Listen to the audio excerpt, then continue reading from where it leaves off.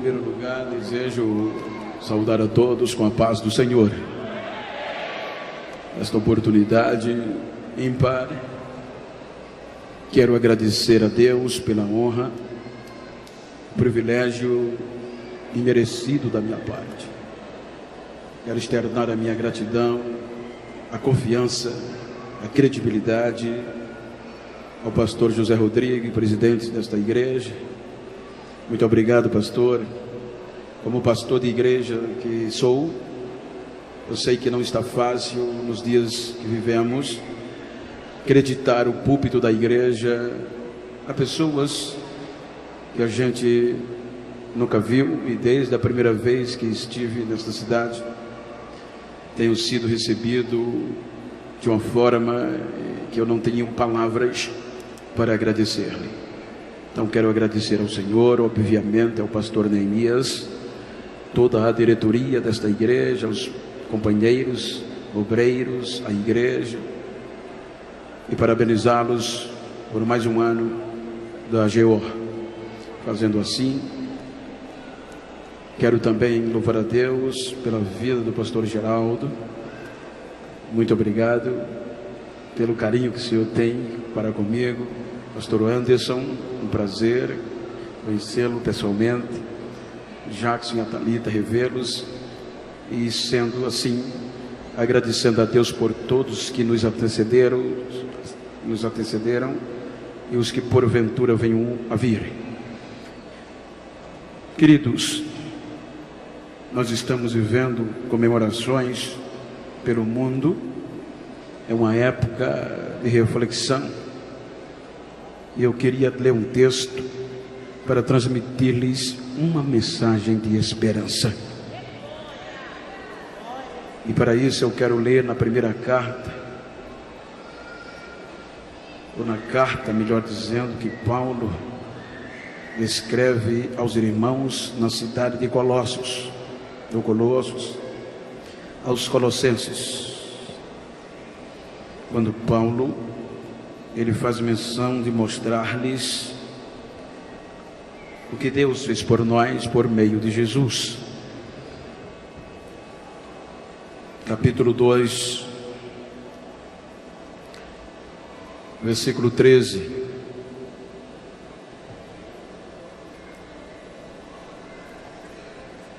Até o 15 está escrito: e a vós outros, que estáveis mortos nos vossos pecados e na incircuncisão da vossa carne, vos vivificou juntamente com ele, perdoando-nos todos os nossos delitos, havendo riscado o escrito de dívida que havia contra nós, nas suas ordenanças, o qual nos era contrário, tirou do meio de nós, cravando-o na cruz. E tendo despojado os principados e as potestades, os expôs publicamente ao desprezo, e deles triunfou na cruz. Amém. Soberano Deus, queremos te louvar por este momento. Toma-nos e fala aos nossos corações, em nome de Jesus. Queremos tornar os vossos assentos. Também quero saudar ao Jimmy. Pastor Jimmy, porventura está no culto, ele é lá de Fortaleza, é um amigo. Queridos, quando nós observamos o texto e fazemos uma reflexão acerca da alma do ser humano, em várias referências bíblicas, a Bíblia nos eleva a um patamar maior do que o que a gente imagina. Haja vista que do Gênesis a Apocalipse, a Bíblia relata a nossa alma em relação a Deus, em questão de dívidas. E quando nós observamos o ser humano, ele foi a única espécie da criação de Deus que galgou um patamar de relacionamento íntimo com o Senhor. Dentre todas as demais criações, nenhuma outra conseguiu galgar este patamar de relacionamento tão intenso com o seu Criador, a ponto que todos os dias Deus fazia questão de dialogar com o ser humano. Quando nós observamos, a Bíblia nos relata que por um período de anos e de tempos, este relacionamento perdurou, e Deus tinha livre acesso ao homem e o homem a Deus. Porém, a Bíblia diz que com o advento da desobediência, que culminou o pecado, o homem quebrou este relacionamento. A Bíblia diz que este relacionamento foi quebrado pelo homem, porque a Bíblia diz que pelo só homem entrou o pecado no mundo, e pelo pecado veio a morte, e a morte passou a todos os homens, porque todos pecaram. A Bíblia mostra que desde desta catástrofe que mudou a história da humanidade e do universo, então houve uma separação. A justiça de Deus expulsa o homem do paraíso, e na ótica humana, por mais positiva que ela fosse, não havia mais relacionamento. A Bíblia diz que o pecado criou uma barreira entre o Deus e o homem, entre o Criador e a criatura. Então o homem vai viver distante de Deus, expulso do Éden, do paraíso, o lugar da inocência, aonde Deus havia firmado o primeiro pacto de aliança, que nós a conhecemos como inocência, ou edêmica. Quando nós observamos, a Bíblia nos mostra que esta aliança foi quebrada pelo ser humano e não por Deus, e Deus teria 1001 motivos para abrir mão do ser humano, para descartá-lo, porque Deus é Deus e não dependia do homem. Mas a Bíblia diz que o amor de Deus creditou ao homem uma oportunidade de um homem se voltar para si. Então Deus massacra o inferno, fazendo uma promessa que jamais ia desistir do ser humano. Ele não ia abrir mão do ser humano. Então nós percebemos que depois que Adão e Eva foram expulsos do paraíso, e agora começaram o início da proliferação através de Caim e Abel, eles passaram a viver crises pontuais, existenciais, porque a Bíblia diz que o pecado ainda predominava e o homem não podia se livrar dele. O pecado foi algo grave, foi um preço muito alto, e a Bíblia nos mostra que agora o homem, no meio desta crise, Deus lhe deu uma oportunidade, porque com a crise da morte de Abel, o Caim desertado de casa, houve uma desistência. Adão, agora no conceito psicológico e atual, ele obviamente havia frustração para gerar, para recomeçar, para proliferar. Então no capítulo 4 do Gênesis, a Bíblia nos diz que Deus fortalece Adão e ele recomeça. A Bíblia diz que agora ele torna a conhecer a Eva, e ambos geram filhos,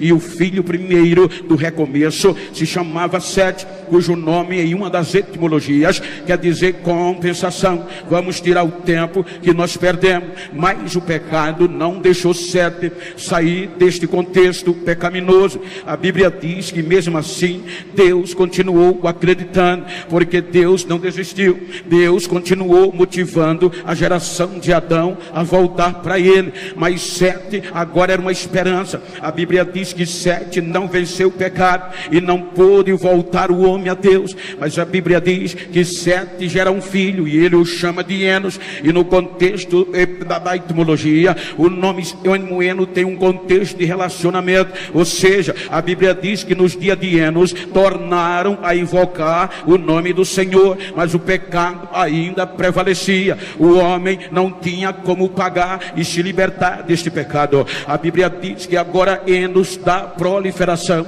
à geração de Adão, e a Bíblia diz que Enos gera Cainã, Cainã gera Malel, Malalael gera Jared, e Jared gera Enoque. Enoque era uma porta aberta de reatar este relacionamento, porque a Bíblia diz que Enoque era tão limpo, tão santo e tão justo, que andava com Deus, a ponto que antes de ver a morte, Deus o tomou para si. Portanto, antes dele tomar agora Enoque para si, a Bíblia diz que Enoque deixara um filho denominado de Metusalém. Metusalém viveu 969 anos e não consegue pagar o preço do pecado, mas a Bíblia diz que ele gera Lemeque, Lemeque gera Noé, e Noé gera Sem, Cã e a Jafé. É nos dias aqui que a Bíblia diz no capítulo 6 do livro do Gênesis, que Deus observa e desce para ver a intenção do coração da geração de Adão. Então é quando Deus é frustrado, porque a Bíblia diz que a geração de Adão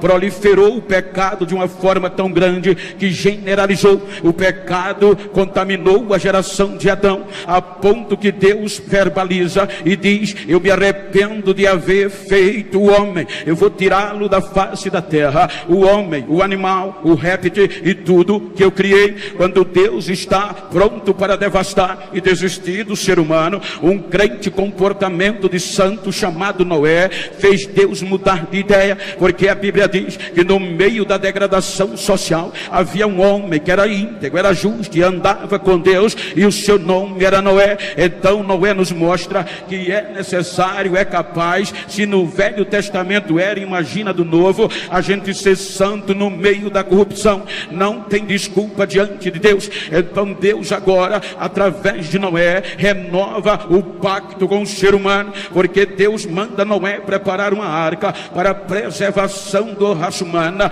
em busca de reatar o relacionamento. Então a Bíblia é bem categórica quando a Bíblia diz que veio o dilúvio e 8 almas se escaparam do dilúvio: Noé, seus filhos, suas esposas, e agora estava também no contexto que o dilúvio passa, as águas baixam, a arca posa, aí Deus aparece e faz um novo pacto, uma nova aliança, porque a primeira já havia sido quebrada pelo pecado, pelo próprio ser humano. Aí Deus agora estimula Noé e a sua geração para voltar a não pecar, proliferar a terra. Parecia que agora o pecado havia sido devastado da face da terra. Então Deus traz uma nova aliança através de Noé, e esta aliança era a aliança do governo, do humano, da autoridade, do recomeço de uma nova oportunidade para o ser humano. Então a Bíblia diz que Noé pegou e compactou com Deus esta nova aliança.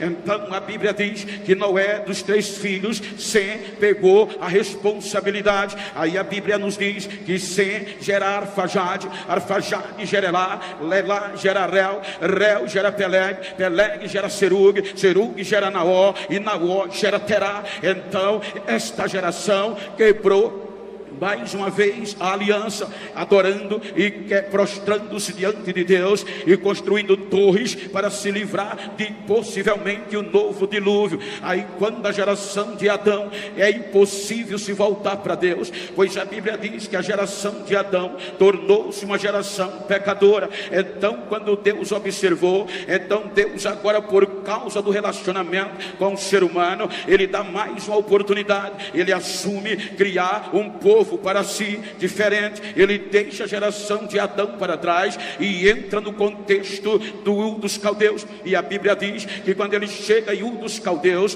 ele faz uma promessa inusitada na visão transcultural, a primeira oferta, a primeira chamada missionária. Ele vai lá e propõe a Abraão: Abraão, sai da tua terra, do meio da tua parentela, e vai para uma terra que eu te mostrarei. Abraão acreditou e foi. Este era um projeto. E qual era este projeto? Israel. E Deus pacta mais uma aliança com Abraão, a aliança de um novo recomeço, de um novo povo santo, especial, diferente, de boas obras, cujo Deus disse: eu serei o vosso Deus e você será o meu povo, você será a menina dos meus olhos. Agora o projeto é enaltecido e Abraão pega o projeto. A Bíblia diz que Abraão gera Isaac, Isaac gera Jacó, e agora Jacó foge do irmão para o deserto de Padarã. Quando ele chega no deserto de Padarã, a Bíblia diz que Jacó gera 12 filhos. Era o projeto de Deus entrando em evidência. A Bíblia diz que Jacó gera Rubem, Simeão, Levi, Judá, Zebulon, Gade, Assé, Naftali, José e a Benjamim. Então vem agora Jacó, volta e luta com Deus, e Deus o enaltecendo, dizendo: o teu nome era Jacó, mas a partir de hoje tu serás chamado Israel, o projeto é perfeito para o resgate do ser humano. O interessante é que agora, quando Jacó está velho, desponta o capítulo 49 do Gênesis, e Jacó teria que passar a responsabilidade da aliança abraâmica, a aliança do recomeço, a aliança da credibilidade. Aí a Bíblia nos faz notório que agora Jacó, quando volta, tem que o capítulo 49 diz que Jacó reúne a família para escolher quem seria o seu sucessor. A Bíblia diz que Jacó, ele agora reúne e chama o primeiro, que era Rúben, pelo direito da primogenitura. Aí Rúben vem, Jacó olha para ele e diz: Rúben, tu és a força do meu vigor, tu és turbulento feito as águas, mas não será você. Você subiu o leito do seu pai e o contaminou. Então vem Simeão e Levi na hora da primogenitura. Aí Jacó o chama e diz: o meu alma, o meu conselho não entra, a minha alma não entrará no conselho de vocês. A espada de vocês é instrumento de violência. Aí aparece agora o mais menor, o Judá. Quando Judá desponta na reunião, aí Jacó olha para ele e diz: Judá, tu és um leãozinho que subiu da presa, a tua mão será sobre o pescoço dos teus inimigos, e quem o despertará até que o alto do cetro desça do alto e venha Siló, e quando ele vier, agora ele congregará todas as nações a ele. Aí Judá pega o projeto. Judá é a esperança. A Bíblia diz que Judá gera Perez, Perez gera Esrom, Esrom Aminadab, Aminadab a Naasson, Naasson a Salmão, Salmão casa com Raabe, gera Boaz, Boaz gera Obed, e Obed gera Jessé, e Jessé gera Davi. Quando Davi aparece, aí Deus diz: achei um que vai cumprir o desejo do meu coração, ele é segundo o meu coração. Davi pega a responsabilidade. A Bíblia diz que Davi, ele agora era uma porta aberta, um relacionamento estreito com Deus. A Bíblia nos mostra que agora esta aliança, a aliança estava de pé por meio da legalidade, da lei, da aproximação. Aí a Bíblia diz que Davi gera Salomão, Salomão gera Roboão, Roboão gera Abias, Abias gera Asa, Asa gera Josafá, Josafá gera Jorão, Jorão gera Uzia, Uzia gera Acais, Acais Ezequias, Ezequias gera Manassés, Manassés gera Amon, Amon gera Josia, e Josia gera Jeconia. É quando o Israel se corrompe, o projeto agora é falido, o projeto se prostra diante de Baal, o projeto decepciona. Aí Deus manda o projeto para o cativeiro, e o preço ainda estava lá. O próprio Israel não conseguiu vencer o pecado e nem pagar o preço do pecado. O pecado ainda permanecia lá. Ele vai para o cativeiro. O inferno vibrava, porque parecia que Deus tinha desistido do ser humano mais uma vez, porque mais uma vez Israel quebra o pacto da aliança, da lei, aliança abraâmica ou aliança mosaica, aonde Deus fez uma aliança condicional: se vocês andarem na minha presença, serão abençoados; se vocês não me obedecer, a maldição também vem. Mas mesmo assim Israel também quebrou. Aí Deus confronta com o inferno e usa Isaías para dizer que não ia desistir do seu projeto. Isaías 52, Israel estava no pó, Israel estava vendido, Israel estava na eminência do cativeiro. Aí Isaías aparece a Israel dizendo: ó Sião, alegra-te, alegra-te, e coloca a tua veste de núpcia e a tua roupa de festa.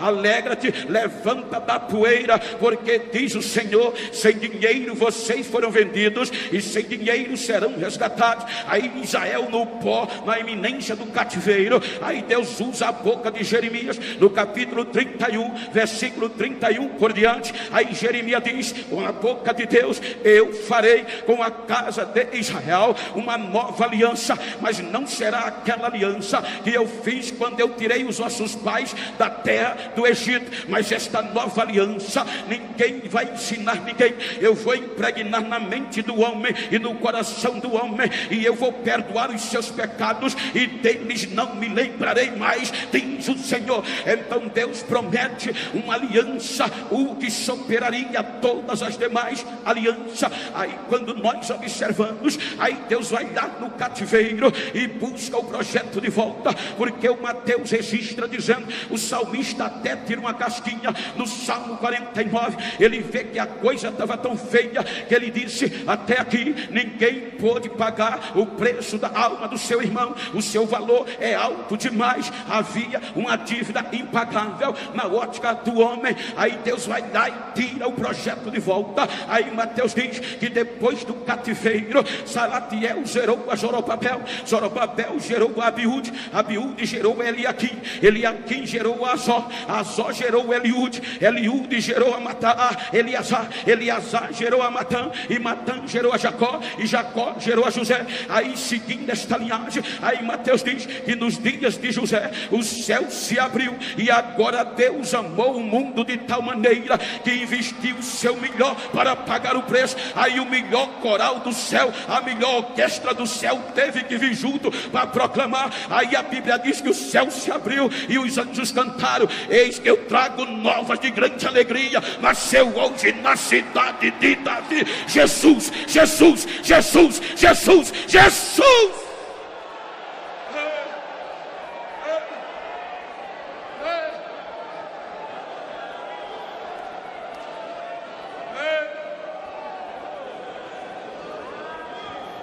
A dívida estava lá,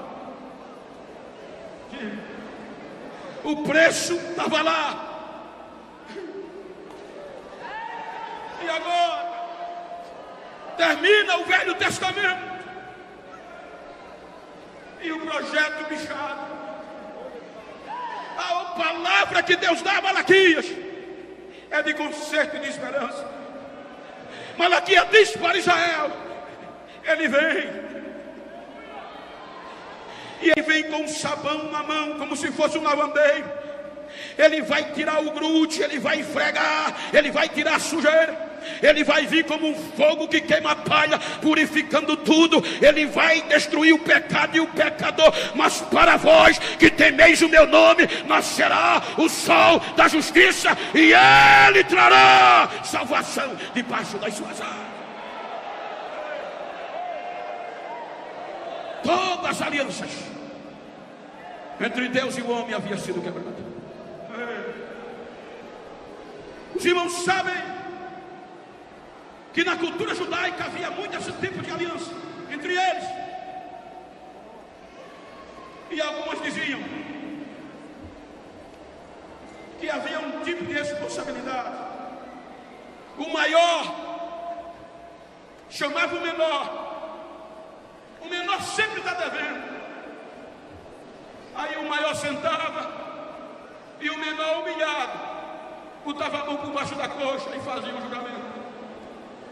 Segunda aliança, o maior pegava o menor e o levava para fora da cidade, e diante de testemunhas fazia o juramento. Mas o maior alto nível de uma aliança nesta cultura era quando o maior tinha que se humilhar, o maior tinha que descer e se igualar ao menor. Ei, olha o que Jesus fez. Se nós observarmos a visão de Isaías do céu, no contexto foi literal, mas profeticamente foi para este momento: a quem enviarei? Quem há de ir por nós? Todos decepcionaram. Aí Paulo escreve aos Filipenses no capítulo 2. Ele diz que Jesus assume a responsabilidade. Vou parafrasear: eu vou, Pai. Mas você é Deus, filho, não tem problema, Pai, eu vou me esvaziar. Aí Paulo diz que Jesus quebrou a lógica do ser humano, porque a lógica mental da natureza humana é que todo escravo sonha ser livre, todo livre sonha ser alguém, todo homem que é alguém sonha ser senhor, todo que chega ao cargo de senhor, ele luta para ser rei pelo poder. Todos que são rei não se conformam e quer ter a prepotência de ser Deus. A lógica do ser humano é essa. Aí Paulo diz que a nossa vida estava condenada, a nossa alma no pecado e nos nossos delitos, como inimigo de Deus. Aí Paulo diz que o peso que Jesus pegou foi tão grande que Paulo diz que abriu mão da sua glória. Ele diz: ele sendo Deus, não usurpou ser igual a Deus, se esvaziou da sua glória, desceu, igualou ao homem, tomou a forma de servo e foi fiel até a morte. Ele desceu para fazer a aliança. Ele entra no cenário. Quando ele entra, olha o propósito dele: resgate. Os judeus esperavam por Jesus poderoso, político, ungido Messias. Ele vem como filho do carpinteiro, enaltecendo uma igreja que iria virar o mundo de perna para o ar. Ele veio levantar uma geração que jamais desistiria, mas para isso tinha que remover a dívida que era contra nós. Tinha que remover. Ou seja, ele vem, ele entra no cenário e ele impacta o Império Romano, ele impacta o sistema religioso que queriam pará-lo de qualquer jeito, mas não conseguiram, a ponto que ele mesmo se entrega. Depois que ele percebe que a hora estava chegando, o interessante é que ele estava chegando a hora de firmar o maior e mais alto nível e impacto de uma aliança com o ser humano. Às vezes as pessoas perguntam: Bento, por que tu chora muito? Eu digo: meu amigo, como não posso chorar? Ele veio para o que eram os seus, ele veio restaurar a aliança que Israel havia quebrado. Sorte nossa que Israel rejeitou, ou seja, mas mesmo assim Deus não abriria mão de nós. Agora nós estávamos nos delitos e pecado. Paulo escreve a um povo na maioria gentil. Então agora vem, aí Jesus reúne os discípulos e diz para ele, na última Páscoa, no contexto daquele calendário, Jesus olha para os discípulos e diz muito, Lucas 22, 14 por diante, ele diz, olha o que é que ele diz: muito eu desejei comer convosco esta Páscoa. Ou seja, já faziam 22 Páscoas que eles, 21 Páscoa que ele estava ali com os discípulos, desde os 12 anos do Bar Mitzvah. Então agora ele olha e diz: muito desejei comer convosco esta Páscoa. O que é que ele faz? Ele pega o pão e dá aos discípulos, ele pega o vinho e dá a eles. Aqui era o símbolo do mais alto nível de uma aliança. Ou seja, primeiro o maior tinha que descer e se igualar ao menor e ser igualzinho a ele. Aí quando ele pegava o pão e dava o menor, que o menor comia, ele pegava o cálice, dava o menor, que o menor ingeria. Aí o maior ficava de pé e dizia: a partir de hoje eu e você somos um só, uma só carne. A partir de hoje o que é meu é seu e o que é seu é meu. A partir de hoje eu dou a minha vida por você e você vive para mim. A partir de hoje quem tocar em você primeiro vai ter que tocar em mim. A partir de hoje eu e você somos uma só carne, ligada uma na outra. Olha o que é que ele diz: se vocês não comeram da minha carne e não beberam do meu sangue, não terão parte comigo. Mas aquele que bebe da minha carne e come da minha carne e bebe do meu sangue, eu o ressuscitarei no último dia. Ele faz a aliança, e a partir dali ele vai à reunião do Getsemane. Quando ele chega no Getsemane, ele vai orar, e a partir daquela noite ele é preso pelos soldados romanos.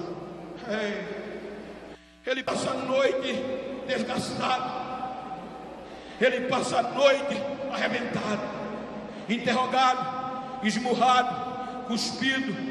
A manhã seguinte levam para Herodes logo bem cedo, para Pilatos.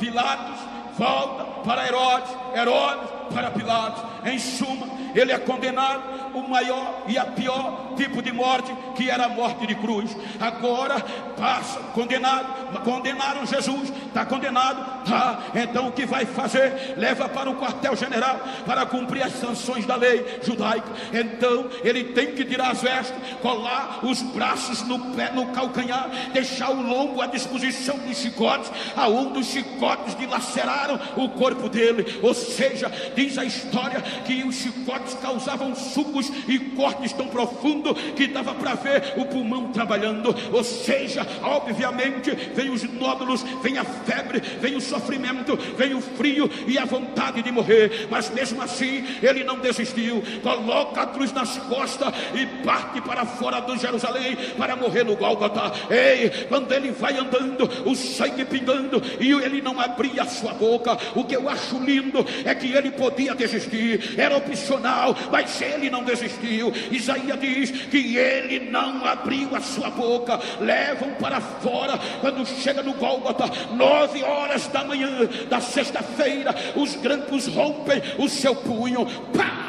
E ele não abriu a sua boca. Crucificam e prendem ele no punho esquerdo. Levantam e colocam os pés no grampo. Agora levanta a cruz. A partir daquele momento, a cruz está erguida. Ele passa as 3 maiores vergonhas que o judeu podia passar. A primeira vergonha, a vergonha moral. As pessoas passavam o pé da cruz e meneavam a cabeça, esticavam os lábios, desprezando o Salvador. A segunda vergonha, a vergonha sacerdotal. Os sacerdotes passavam o pé da cruz e zombavam e diziam: tu não disseste que era o Cristo?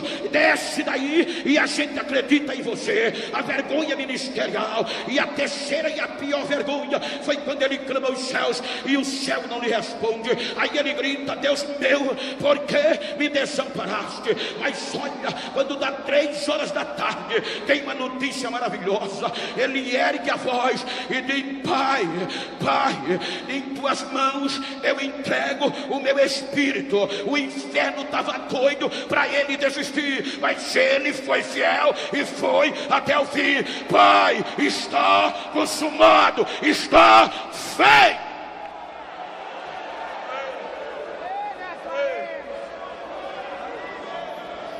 Quando Jesus, ele brada esta frase, ele arrebenta com o inferno. Se você observar, a palavra consumado, ela vem de um contexto grego que predominava na época, que quer dizer tetelestai.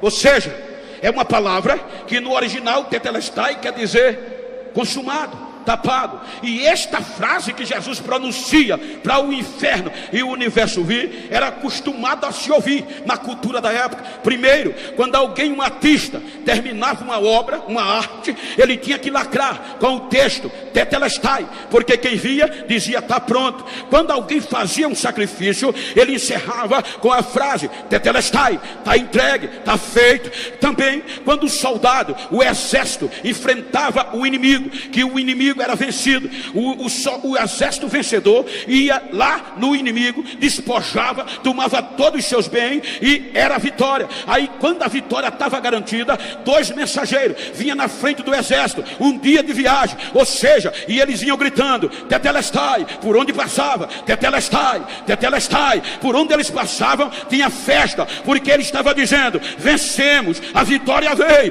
despojamos o inimigo, a vitória está garantida, tetelestai. E ele ia passando. Mas o que me chamou a atenção é que a palavra tetelestai era usada no meio da monetário, no contexto romano e no contexto de compra e venda. Ou seja, se o Genival Bento adquirisse uma dívida, se pastor Zé Rodrigues adquirisse uma dívida, se pastor Neemias adquirisse uma dívida, se todos nós adquiríssemos uma dívida e não pudesse pagar, então o credor tinha toda a autoridade legal de ir na tua porta, pegava um prego e na tua parede, sem você querer, mas a lei permitia, ele grudava uma folha de pergaminho bem grande e colocava na tua parede um prego com o nome em cima, Genival Bento, e embaixo colocava devedor. Quem passava via que eu era devedor, e aquela escrita não saía dali enquanto eu não pagava. Aí Paulo disse que esta escrita de dívida era contra nós nas suas ordenâncias, porém quem pagava, se alguém assumisse a minha dívida, assumisse a tua dívida e pagasse o preço exigido pelo credor, ele tinha todo o direito de ir lá na tua casa, de ir na tua parede, tirar o prego da parede, remover a escrita de dívida, riscar para lá, para cá e escrever de novo em um papel mais lindo, mais bonito, e colocar no lugar mais alto. Colocava o nome, os irmãos de Betim, embaixo colocava Tetelestai, Zé Geraldo, Tetelestai, Zé Rodrigues, Tetelestai, está pago, está feito, terminou, não deve mais nada. Deixa eu ver a mão de quem não deve mais nada.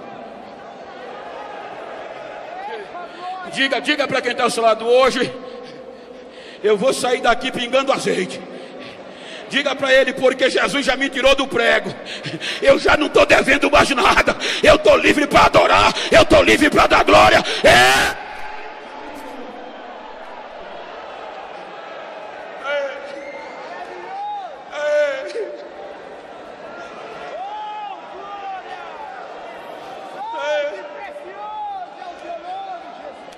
Ele expira 3 horas da tarde.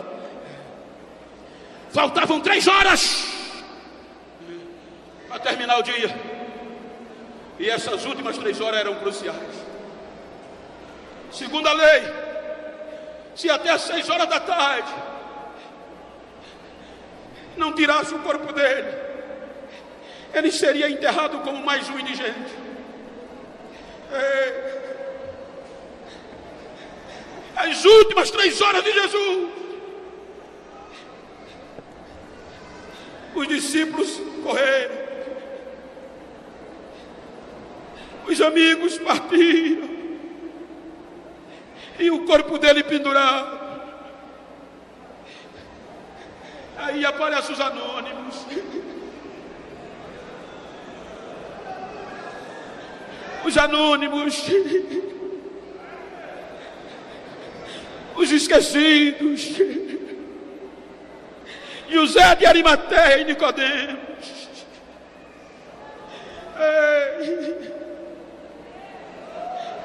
Vão lá, compra o corpo, paga um alto preço, compra o túmulo e sepulta ele naquele túmulo. Primeiro dia, decepção total, gente chorando. Segundo dia, o assunto era um só, pensávamos que era ele. Terceiro dia, de manhã, Maria teve dó. Maria Madalena chamou a outra Maria e disse: vamos embalsamar o corpo do nosso mestre. E parte para o túmulo que era vigiado. Quando eles chegam lá, o túmulo estava bagunçado. A entrada, a Bíblia diz que parecia que tinha dado um terremoto. A pedra que fechava o túmulo estava fora de lado. Quando ela se aproxima, 2 anjos sentados em cima. O que é que vocês vieram procurar aqui, mulheres? Porque vocês vieram procurar entre os mortos aquele que já voltou a viver. Ele não está mais aqui.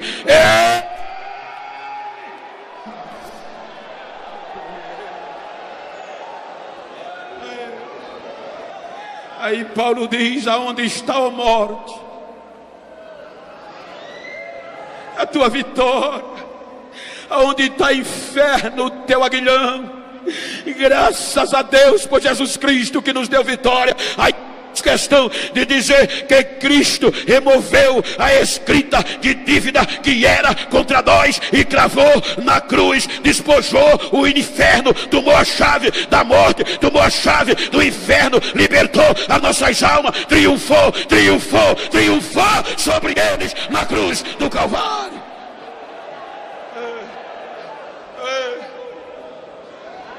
Ele aparece à igreja. É aqui que eu quero trazer a responsabilidade para a minha geração. Olha como ele aparece à igreja. Todo poder foi me dado no céu e na terra. Vamos e diga que eu estou vivo e estou vivo para sempre. Esperem, não agora, até que do alto vocês sejam revestidos de poder. A notícia se espalha: Jesus está morto e os discípulos roubaram o corpo dele. O interessante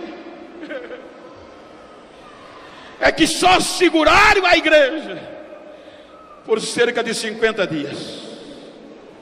Cerca de 120 crentes estavam orando, escondido. A ameaça era pesada. Aí o vento entra na porta daquele cenáculo, quebrando tudo. Um vento impetuoso e veemente bate nos 4 cantos da parede. O negócio pegou lá dentro. Agora o povo chamou a atenção da cidade. O povo veio para fora, cheio de desafio, desculhambando os crentes, jogando talvez pedra em cima da igreja. Aí Pedro, coragem, cheio até a tampa, chamou os outros 11 e disse: vamos lá fora. O que eu acho lindo aqui é o que Pedro pregou, irmão. Pedro vai cheio de autoridade para a porta. Ele prega uma mensagem tão simples. Jacques, sabe qual é um dos maiores problemas da minha geração? É que está misturando conhecimento com unção. Nós estamos querendo pregar bonito demais, falar bonito demais, e estamos se esquecendo da simplicidade da mensagem. Hoje a gente está preocupado em oferecer casa, oferecer carro, e está esquecendo de dizer que é a mensagem da cruz que nos leva para o céu e nos liberta do inferno. A mensagem da cruz não dá mais agenda para o próximo ano. A mensagem da cruz não dá mais hip-hop. Aí é melhor pregar terapia do que pregar a verdade. De dizer para o pecador: aceita Jesus, senão tu está perdido. Olha a mensagem de Pedro. Varãos, tem ninguém bêbado não aqui, irmãos. Isso é o que Deus prometeu pelo profeta Joel, que nos últimos dias isso ia acontecer. Vou sintetizar. Aí olha o que é que ele diz: Jesus de Nazaré, vocês conhecem quem era ele, varão aprovado por Deus, cheio de autoridade, e por meio dele Deus operou sinais, maravilha e milagre no meio de vocês, e vocês são testemunha. Ele entregou ele nas mãos dele, e vocês mataram ele pela mão de pessoas injustas. Fiquem sabendo, amigos, que este Jesus, o qual vocês mataram, a morte não pôde sustentar ele. Quebrada a ânsia da morte, Deus o ressuscitou e para todo sempre. Me explica isso aqui. Quase 3.000 pessoas naquela pregação aceitaram Jesus.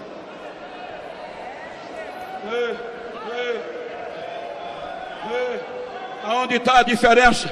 Na unção. A segunda pregação foi cantada aqui, mais simples ainda. Deixa eu traduzir, nada contra, muito pelo contrário, só para dizer para a minha geração não misturar, porque em toda a Bíblia, em toda a versão, por mais simples, a Vulgata, a Septuaginta, vai estar lá escrito: crescei na graça e no conhecimento. A unção vem primeiro e depois o conhecimento, mas primeiro tem que ter a unção. A gente não pode querer só conhecimento e esquecer da unção. Ou seja, a unção é para trabalhar. Jesus disse: a seara é grande e pouco são os bonitão, pouco são aqueles da fama. Não, ele disse: poucos são os trabalhadores. Ou seja, unção não é para status, unção é trabalho, unção é poder. Evangelho sem poder é conversa mole.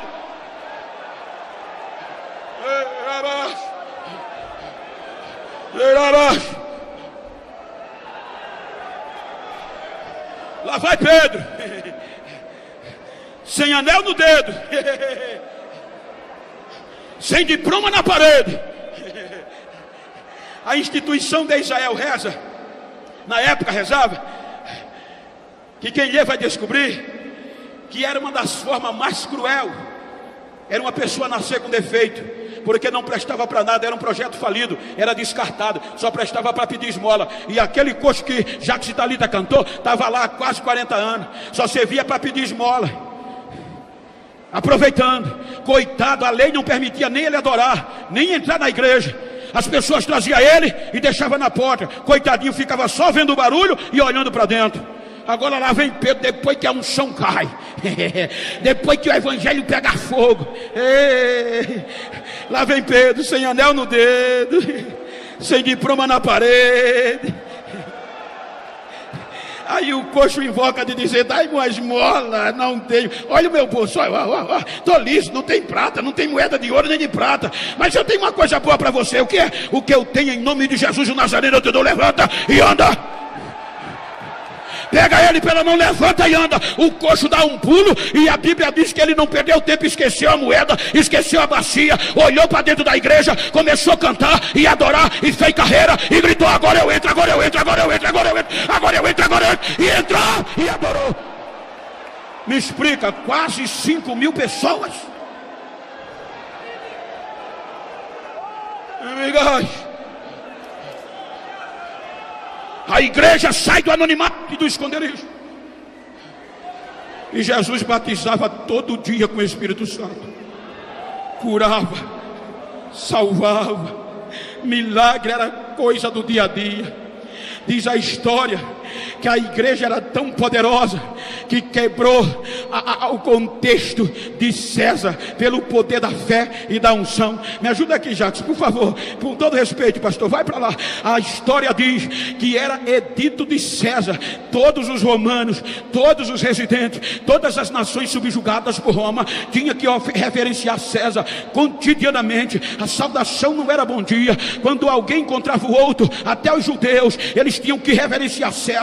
Apertava na mão e diziam Sequirion, que quer dizer César é o Senhor, e passavam dando glória a César.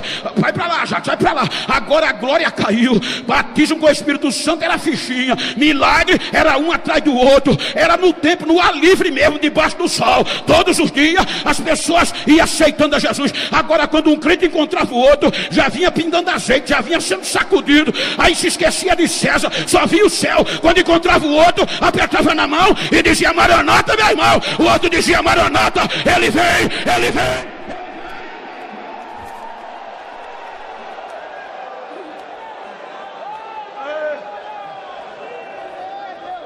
Hoje é feio. Hoje está feio, pastor Anderson.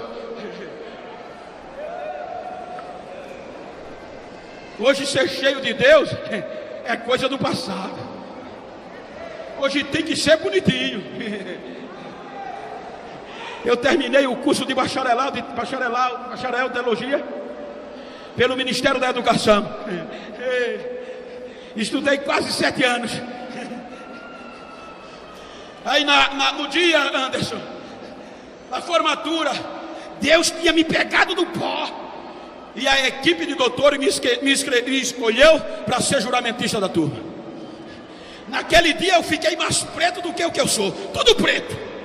Chapeuzinho preto, tudo. Parecia a gente.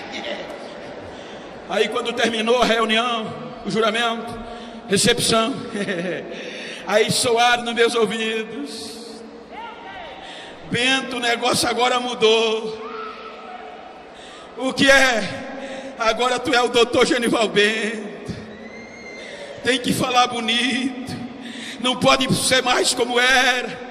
Você tem que pregar com ética, nada contra. Você tem que pregar assim, ó, 2 passinhos para a esquerda e volta, 2 passinhos para a direita e volta. Não pode falar em línguas estranhas quando estiver pregando, Bento. Não pode nem profetizar. Tu tem que começar a pregar frio e terminar gelado para não quebrar a ética. É assim, aqui é assim. Então toma o teu diploma. Eu sou da Assembleia de Deus, eu sou pentecostal. Eu quero ser cheio, eu quero ser cheio. Cadê a geração que não vai deixar esse povo falar?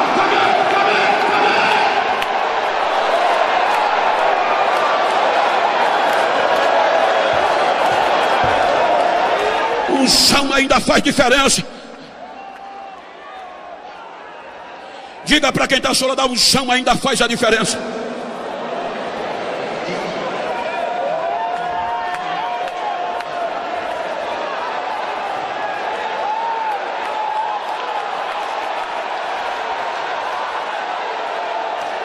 Fui convidado para pregar em um congresso.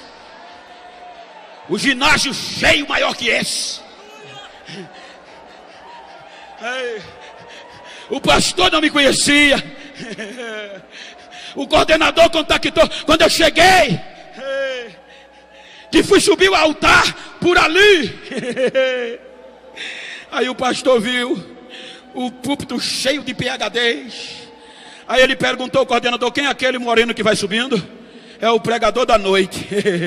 Ele é de onde? Do Nordeste, lá de Maceió. Misericórdia, filho. Num evento dessa envergadura, tu vai convidar um nordestino e para piorar preto do beiço virado? Tu acabou com o congresso, filho. Que é isso?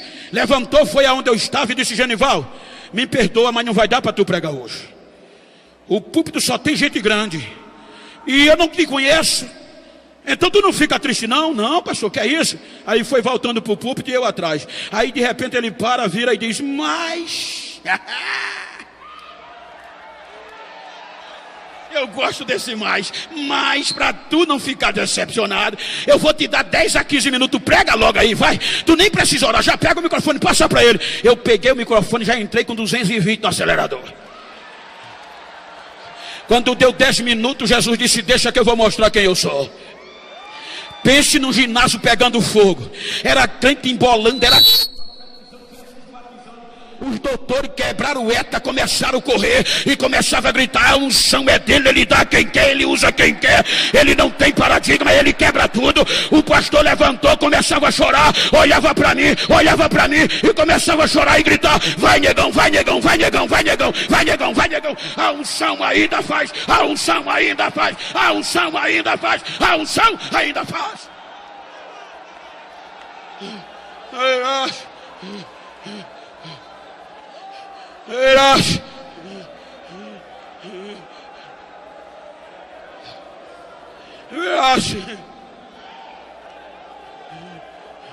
verás,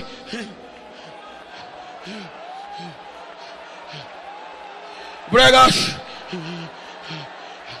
bregas,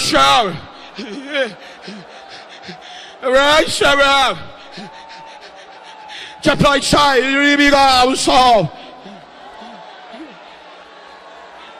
Ele legal, tchau. Ele lá eu samurai go, eu sou legal. Tchau, sempre tchau. Whereas, tchau, bro. Flexão, tchau, well, sim, tchau. Ele é o rabal. A bubambu é tchau, sim, tchau, provocação. Uramangumi, Uramigasei, Udo, Vigaraksete, Ereblayas Takapal. Jackson, Boreasal, it's a Raksete Clubasal. India Colaya, sir. A Jackson Peter, Cadas. Eranoia, sei. Assim diz o Senhor Deus a esta igreja: estou levantando guerreiros para esta geração. Armaduras foram distribuídas e o óleo e o azeite estão descendo. Estejam preparados.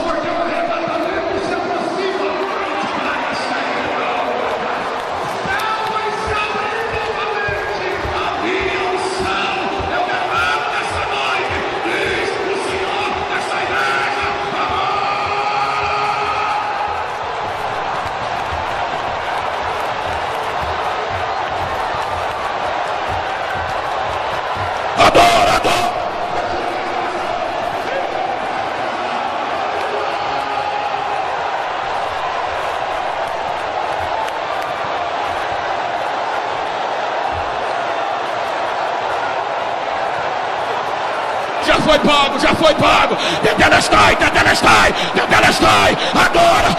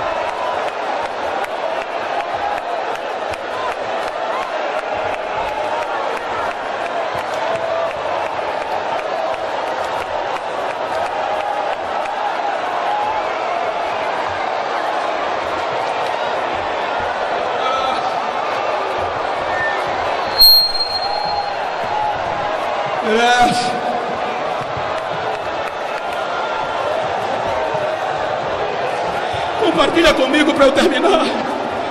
Meu corpo está fervendo aqui.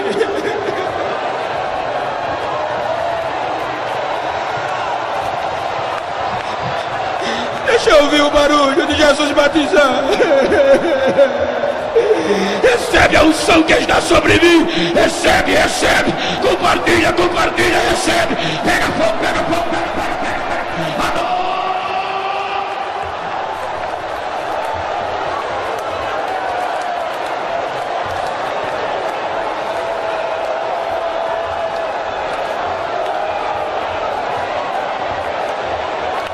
Ninguém sustentava os analfabetos.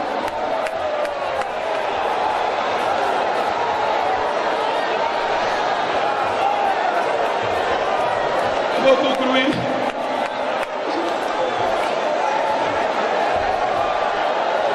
Sentem se puderem ficar sentados, senão não tem problema.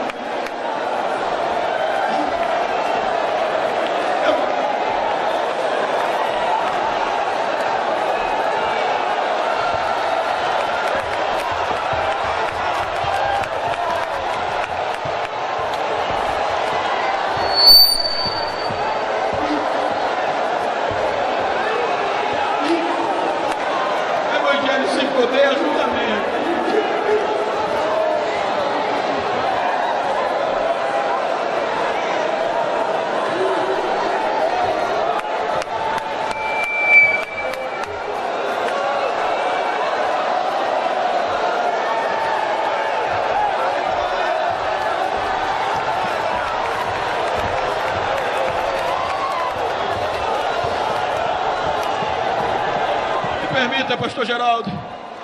Eu disse uma vez lá em Papa, permita-me repetir aqui. Ninguém sustentava esta igreja. Eu estava pregando em um congresso de missões na Suíça. E de lá um pastor italiano foi me pegar para pregar numa das igrejas. E quando eu preguei naquela noite, muitas vidas aceitaram Jesus. Era o fogo pegando, o gelo caindo fora e o fogo pegando dentro. No outro dia o pastor disse: vai dormir 2 horas da manhã, terminou o culto. Vai dormir cedo, que amanhã eu vou te dar um presente. 9 horas chegou no hotel, me pegou com Alice Maciel, estava eu e ela e o Vanderlei. E começou andando e dizendo: eu vou fazer vocês voltarem mais crentes para o Brasil do que quando vocês chegaram. Por onde ele passava, eu gritava de chorar. Ele dizia: foi aqui que a igreja venceu a fúria de Roma. Os irmãos eram jogados em lagos para desistir e eles não desistiam. Os soldados diziam: vocês vão desistir ou vamos jogar vocês nesse lago amarrado. Os irmãos com as mãos amarradas gritaram: não dá para voltar mais não, moço. Desistir jamais. Mas por que vocês não vão desistir? Esse fogo já está queimando aqui dentro, já está na alma, não dá para voltar mais. Foi chegando o final do dia, ele disse: eu ia te levar no corredor do fogo, mas não vai dar tempo. Mas o que é, pastor? Bento, o imperador romano queria calar a igreja e tirar a esperança do arrebatamento de qualquer custo. Aí ele mandou prender todos os crentes que pudesse, fez um tacho enorme numa praça e proclamou que ia mostrar que Jesus estava morto e aquela igreja ia desaparecer naquele dia. Aí ele mandou convidar todos os romanos e admiradores para ver se os crentes não desistissem, iam ser jogados dentro do lago, do tacho pegando fogo, no meio de azeite fervendo.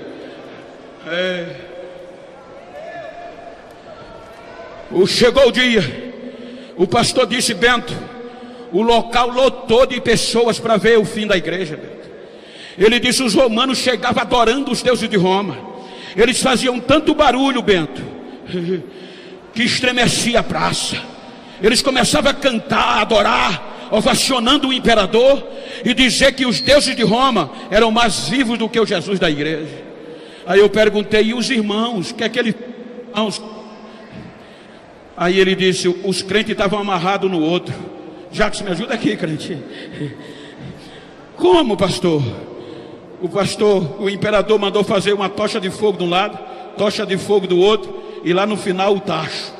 mandou encher de azeite e mandou prender os crentes na entrada, de 2 em 2 algemados, amarrados nas correntes.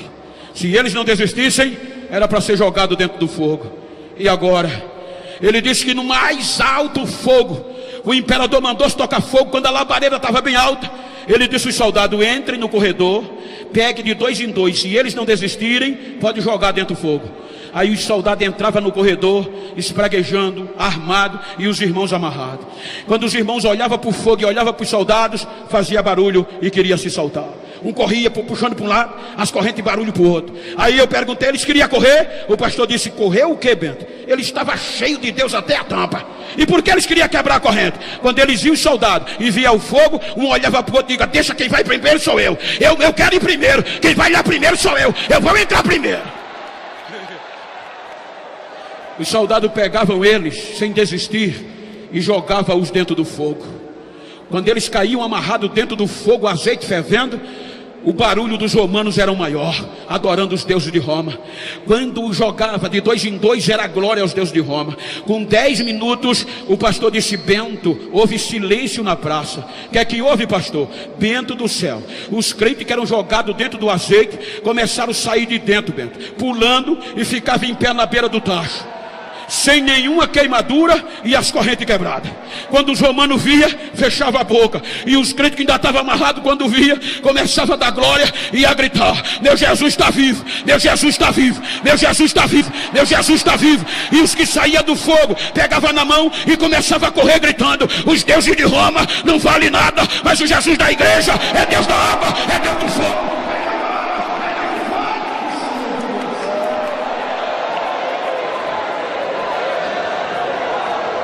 9h30, diga para quem está ao seu lado, se você pode. Olha o que é que Mateus diz, capítulo 1, versículo 17. Mateus deixa a geração de Adão para trás. Ele diz: de Abraão até Davi, 14 gerações. De Davi ao cativeiro, 14 gerações. Do cativeiro a Cristo, mais 14. E agora, quem entendeu o arrebatamento, não vai ter outra. Essa é a aliança eterna, não tem outra. Então a qualquer hora, então enche o teu peito de ar. Vamos tremer esses ginásios. E diga para quem está do lado: chegou! Está fraco, chegou! O século 21! Diga ele agora! É a nossa vez! O inferno tem que saber que ainda tem uma estação de fogo esperando o arrebatamento da igreja!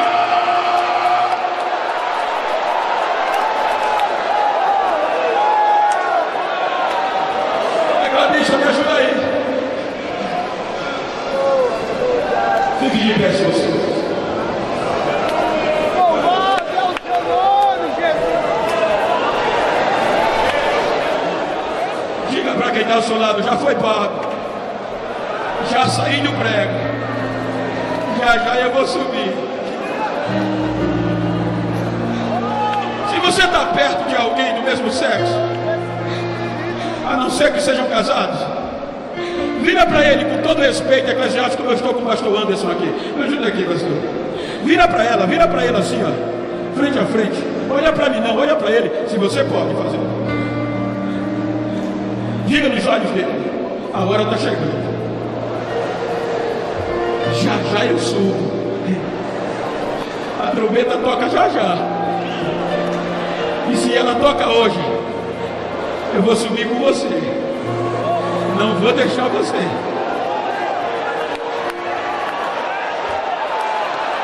Diga para ele: mas se ela não toca hoje, eu quero marcar um encontro com você.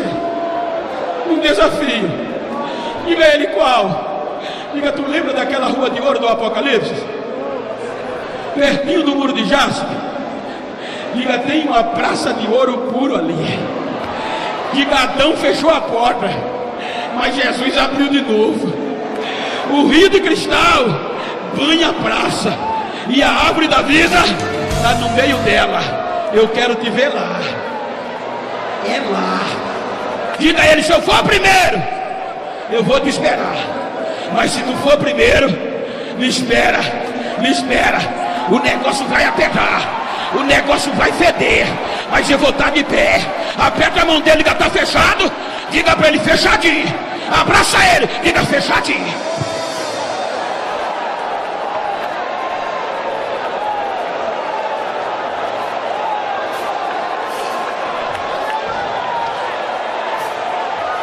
Vamos concluir. Corneteiro de plantão, espera a minha ordem. Olha o que é que Paulo escreve a Tessalônica. Paulo diz: irmãos, não sejam ignorantes acerca dos que já dormem. Sabe por que ele diz isso? Porque os estoicos e outros pensamentos filosóficos estavam infiltrados na igreja, dizendo que não ia ter ressurreição e muito menos arrebatamento. Aí Paulo disse: isso é mentira. Aí ele diz: porque o mesmo Senhor descerá do céu com um alarido, a voz do arcanjo e a trombeta de Deus. Vamos fazer esse ginásio voar a tampa, como eu digo lá no Nordeste. Vamos pipocar aqui dentro. Vamos ensaiar essa hora. Olha o que é que ele diz: o mesmo Senhor descerá do céu com alarido. Alarido é barulho. Quando Jesus vir, vai ser tanta glória, tanto louvor, que vai tremer tudo. Não vai ter silêncio não, ele vem com barulho. E quando a trombeta tocar, quando eu disser: o mesmo Senhor descerá do céu com alarido, enche o teu peito, grita glória sem parar, para a tampa voar. Quando eu disser a trombeta de Deus, você vai ver a trombeta tocar. Vamos ensaiar. O mesmo Senhor descerá do céu com alarido sem parar, a voz do arcanjo e a trombeta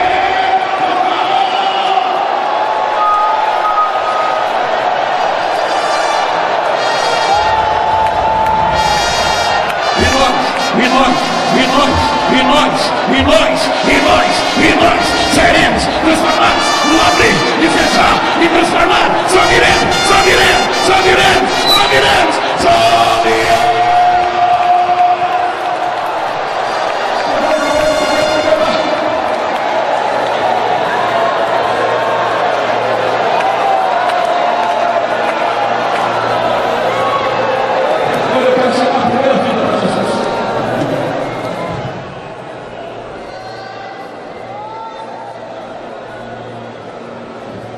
O primeiro filho afastado que quer voltar para casa.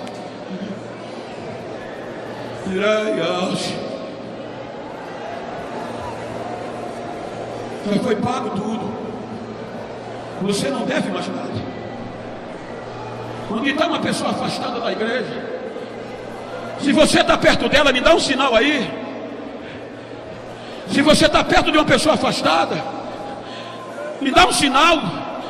Se tem uma pessoa aqui, me dá um sinal. Me dá um sinal.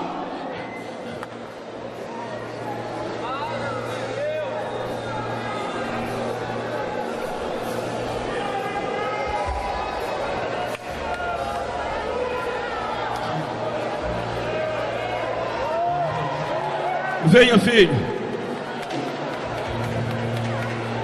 Se você está perto de uma pessoa não crente, me dá um sinal assim, ó. Está perto de uma pessoa afastada, levanta a mão para eu conhecer.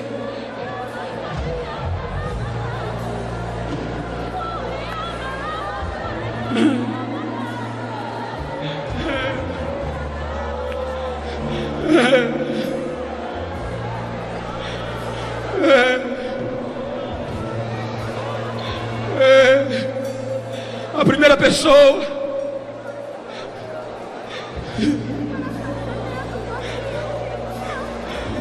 Alguém na galeria.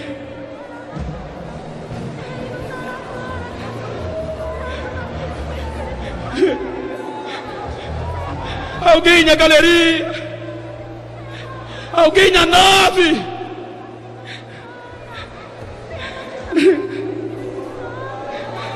nós não vamos deixar você. Nós não vamos deixar você. A primeira vida, o primeiro filho afastado voltando, cadê você? Cadê você?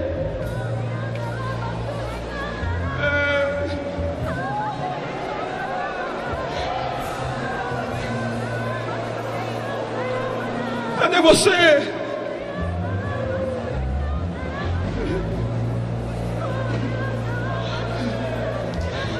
Não tem ninguém. Se você está no meio dessa multidão, eu estou devolvendo os teus sonhos. Em nome de Jesus, volta às pressas. Hoje é o dia.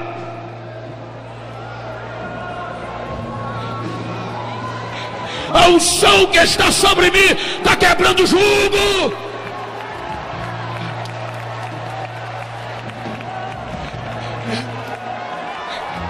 Venha, filho. Cadê a segunda? Que Deus te abençoe, filho.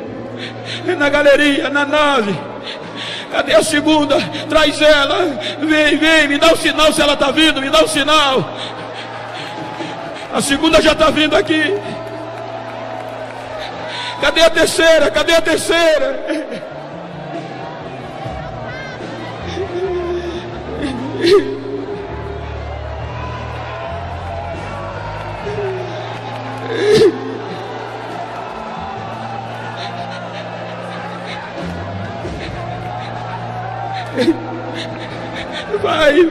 Vai trazendo, vai a quarta, já está vindo a quinta, cadê a sexta? Venha, filha.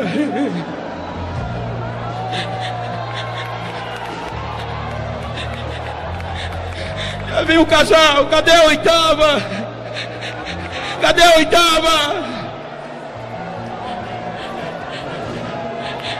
Vendo aqui, cadê a nona?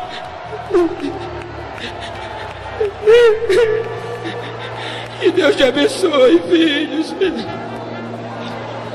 Cadê a nona? Está vindo em lágrimas. Cadê a décima?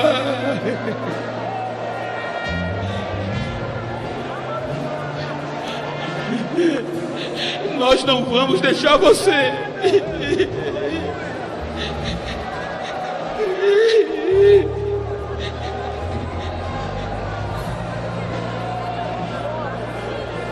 Cadê a 11ª?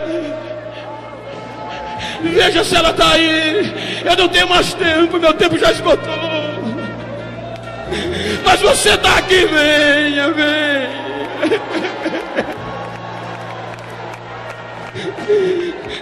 Vem, filho.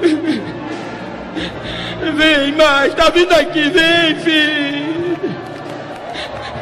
Será que não merece um glória? Será que agora não é a hora da gente falar em mistério? Será que agora não é a hora da gente falar? Porque Paulo disse, ele despojou, ele colocou no inferno.